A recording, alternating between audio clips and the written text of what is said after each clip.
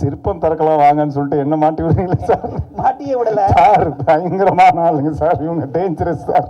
எனக்கு பயமா இருக்கு, ஒவ்வொரு வார்த்தை பேசுறதுக்கும் பயமா இருக்கு. ஆனா நான் வந்து நண்பனா பேசல, இப்போ வந்து தமிழ்நாடு பிரஜையா பேசுறேன். எப்படி சினிமால ஒரு ட்ரெண்ட் செட்டரா இருந்தாரோ, எத்தனையோ பேரியரை உடைச்சு, எத்தனையோ தடைகளை உடைச்சிட்டு தான் அவர் அந்த லெவலுக்கு வந்தார். உங்களுக்கு தெரியும், உங்க எல்லாருக்குமே ஒவ்வொருத்தருக்கும் தெரியும் நான் என்ன சொல்ல வரேன்னு. நான் பேர் சொல்ல விரும்பல. அங்க சாதிச்ச தெரிஞ்சவருக்கு இங்க சாதிக்க தெரியாதாங்க, அங்க வந்து ஜெயிக்க தெரிஞ்சவருக்கு இங்க ஜெயிக்க தெரியாதா, அங்க தடைகளை உடைக்க தெரிஞ்சவருக்கு இங்க தடைகளை உடைக்க தெரியாதா, அங்க எதிர்ப்புகளை சமாளிக்க தெரிஞ்சவருக்கு இங்க எதிர்ப்புகளை சமாளிக்க தெரியாதா? எல்லாம் ஒண்ணுதான். இங்க கொஞ்சம் அதிகமா இருக்கும், அதை சமாளிச்சு வருவாரு அப்படிங்கிற நம்பிக்கை ஒரு தமிழ்நாடு பிரஜையா, ஒரு ஒரு முதலமைச்சரின் விரும்பி நலன் விரும்பியா எனக்கு இருக்கு. அவருக்கு நான் ஓட்டு போட்டிருக்கிறேன். ஸோ எனக்கு தெரிஞ்சு இன்னும் ஃபியூ இயர்ஸ்ல தமிழ்நாடு வந்து சிங்கப்பூர் மாதிரி மாறினா கூட அது ஆச்சரியப்படுறதுக்கு எனக்கு எதுவுமே இல்லை.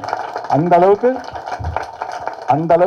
நான் சொல்றது, அந்த அளவுக்கு மெடிக்கல் ஃபெசிலிட்டி. ஏன்னா சிங்கப்பூர் சிட்டிசனுக்கு வந்து உள்ள மெடிக்கல் ஃபெசிலிட்டிலாம் பிரமிச்சு போயிடுவோம் நம்ம போய் பார்த்தோம்னா. Education, medical facility and security, இது மூணுமே வந்து சிங்கப்பூர்ல வந்து தைரியமா இருக்கலாம். ஏன் சொல்றாங்க சிங்கப்பூர், மலேசியா, சிங்கப்பூர்லாம் போனா தைரியமா வெளியில நடந்து போடலான்னு? ரொம்ப அது வந்து என்னன்னா அந்த அளவுக்கு அங்க வந்து சேஃப்டி இருக்குது. இம்மீடியட் ஒரு ஆக்ஷன் எடுப்பாங்க. ஸோ எனக்கு தெரிஞ்சு அந்த மாதிரி ஒரு சந்தோஷமான ஒரு தமிழ்நாட்டை என்னோட தொலைநோக்கு பார்வையில் நான் பார்க்குறேன். அது கூடிய சீக்கிரம் நடந்துரும் நான் நம்புறேன்.